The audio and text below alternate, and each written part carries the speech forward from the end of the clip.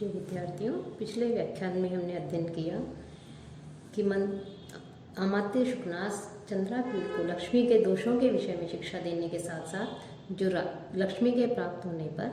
राजाओं की जो स्थिति हो जाती है, राजाओं के अंदर जो अनेक प्रकार के दोष आ जाते हैं, उसके विषय में उन्हें उपदेश दे रहे हैं, चंद्रापीठ को शिक्षा दे रहे हैं। इसी क्रम में वो कहते हैं कि जिस राजा के पास लक्ष्मी आ जाती है, उस लक्ष्मी के आने पर राजा जब लक्ष्मी के धन के संपत्तियों के वशीभूत हो जाता है, तो उस प्रकार वशीभूत होने पर क्षणिक जो है वो उसको प्रसन्नता प्रदान करती है कि जो संपत्तियां हैं, ऐश्वर्य है, जैसे जो जुगनू है, वो जुगनू का प्रकाश क्षण भर के लिए होता है, देखने में सुंदर लगता है। वैसे ही जो संपत्तियां हैं वो भी क्षणिक होती है, लक्ष्मी क्षणिक होती है, क्षण भर के लिए प्रसन्नता प्रदान करने वाली होती है, लेकिन उसका अंत जो है वो अत्यधिक दुखदायी होता है। यही कारण है कि जो बुद्धिमान लोग हैं, विद्वान लोग हैं, वो लक्ष्मी की हमेशा निंदा करते हैं और इसके प्रलोभन में, इसके लालच में नहीं फंसने का उपदेश देते हैं, शिक्षा देते हैं कि राजा लोगों को अल्प मात्रा में धन की प्राप्ति होती है। यदि अल्प मात्रा में भी धन की प्राप्ति हो जाती है तो वो अभिमान से युक्त हो जाते हैं, मद से युक्त हो जाते हैं और अपने माता पिता को, अपने जन्म को भी वो भुला देते हैं और अपने कुल परंपरा के विरुद्ध आचरण करते हैं। काम, क्रोध, लोभ, मोह, माया आदि जो दोष हैं, उन दोषों के बढ़ जाने के कारण विषयोपभोगों के प्रति उनकी आसक्ति बढ़ जाती है कि जिस प्रकार से वात, पित्त और कफ, इन तीन दोषों के होने पर व्यक्ति जो है अस्वस्थ हो जाता है। इन तीनों दोषों के अधिकता से उसका जो व्यक्ति का जो रक्त है वो दूषित हो जाता है और अनेक प्रकार के उसे व्याधि या रोग हो जाते हैं। उसी प्रकार से काम, क्रोध, लोभ आदि दोषों के कारण विशेष व्यक्ति जो है लक्ष्मी के प्रति, विषयोपभोगों के प्रति आसक्त हो जाता है और वो पतन की ओर जाता है। साथ ही साथ इसी क्रम में जो शुकनास है वो उन्हें कहते हैं कि लक्ष्मी के आने पर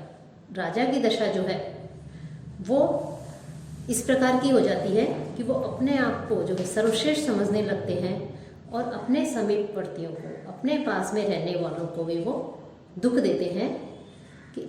साथ ही साथ और अपने साथ रहने वाले जो भाई बंधु हैं उनको वो नहीं पहचानते हैं। जो तेजस्वी पुरुष हैं उन पुरुषों से वो ईर्ष्या रखते हैं, द्वेष रखते हैं। जिस प्रकार से सप्तवर्ण का वृक्ष होता है, वो सप्तवर्ण का पर्ण वाला जो वृक्ष होता है वो अपने फूलों के पराग से जो पास में रहने वाले जो लोग हैं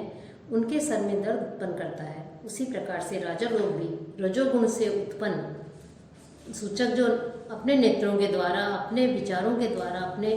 दोषों के द्वारा अपने साथ रहने वाले लोगों को भी दुखी देते हैं। कि मरणासन व्यक्ति जो होता है वो व्यक्ति जैसे अपने बंधु बांधवों को नहीं पहचानता है, उसी प्रकार से जो राजा होता है वो भी अपने लक्ष्मी के आने पर अभिमान से युक्त हो जाता है और अपने बंधु बांधवों को भी नहीं पहचानता है। और जैसे नेत्र का कोई रोग हो जाए, उस नेत्र रोग होने पर, नेत्र के रोग से युक्त होने पर व्यक्ति को जो है स्पष्ट दिखाई नहीं देता है, स्पष्ट रूप से देखने में वो असमर्थ होता है। उसी प्रकार से जो है राजा है वो तेजस्वी जो लोग हैं, उन तेजस्वी लोगों के प्रति भी राजा की दृष्टि उसी प्रकार से होती है, वो उन लोग तेजस्वी लोगों को नहीं देख पाता है। साथ ही साथ भयंकर सर्प के काट लेने पर जो विष वैद्य आदि हैं वो मंत्रों के द्वारा जो है उस विष को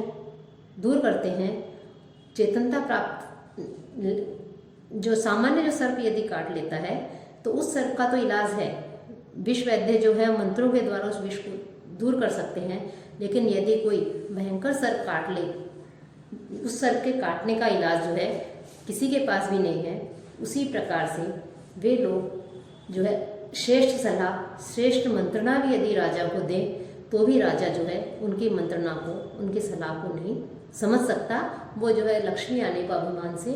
युक्त हो जाता है और अच्छी सलाह देने वाले, सही मंत्रणा देने वाले लोगों का भी सम्मान नहीं करता। और जिस प्रकार से लाख से निर्मित आभूषण होते हैं, वो आभूषण अग्नि के तेज को सहन नहीं करते, उसी प्रकार से जो राजा लोग हैं वो राजा लोग भी दूसरे के तेज को सहन करने में असमर्थ होते हैं कि दूसरे किसी तेजस्वी जो कोई व्यक्ति है उसके तेज को, उसके जो है वो नहीं ग्रहण करते, उसके तेज को वो सहन नहीं कर सकते हैं और उसे अपमानित करते हैं। साथ ही साथ जिस प्रकार जो दुष्ट हाथी होता है उसे बांध करके यदि निश्चल कर दिया जाए, उसे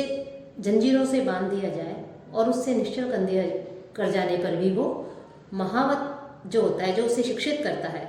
शिक्षा देता है, उसकी शिक्षा को कि उसे किस प्रकार से चलना है, कैसे रहना है, लेकिन उसकी शिक्षा वो ग्रहण नहीं करता है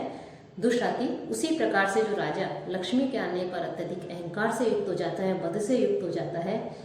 तो उसे फिर उसके जो मंत्री आदि हैं वो किसी भी प्रकार से सलाह दें, उनकी सलाह को, उनके सदुपदेशों को, सद शिक्षा को वो ग्रहण नहीं करता है।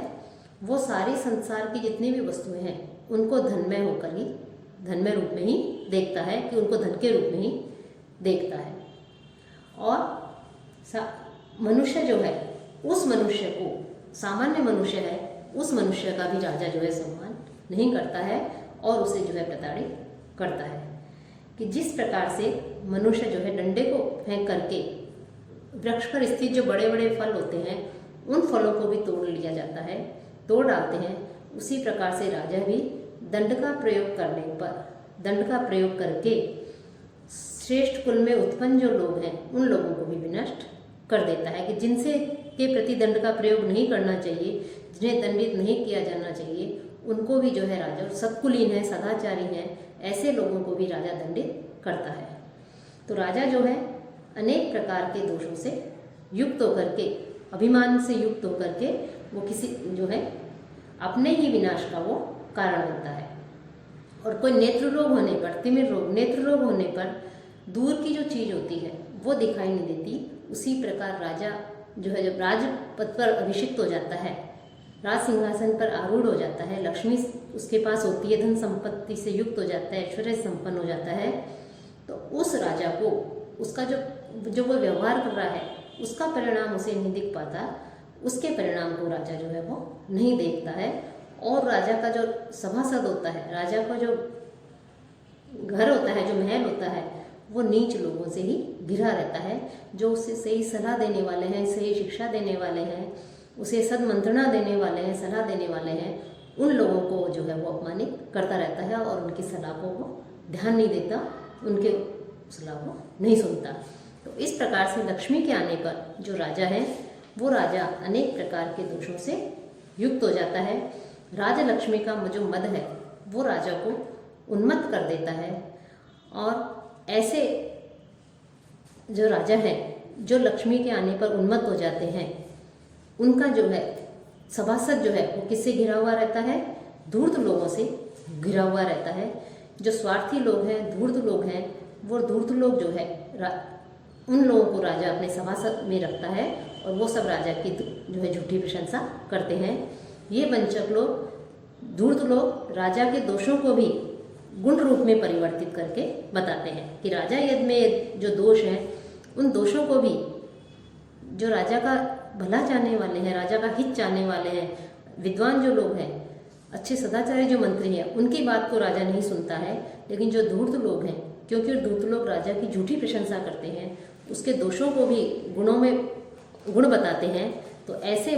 धूर्त लोगों से राजा जो है घिरा रहता है और जिसका परिणाम अत्यधिक गंभीर होता है। राजा और अधिक दोषों में आसक्त हो जाता है और वो पतन की ओर जाता है। तो इस प्रकार से यहाँ पर जो शुकनास है वो लक्ष्मी की चंचलता के साथ साथ जो राजा है उस राजा का जो व्यवहार बदल जाता है, राजा का जो व्यवहार होता है उसके विषय में उन्हें बताया गया।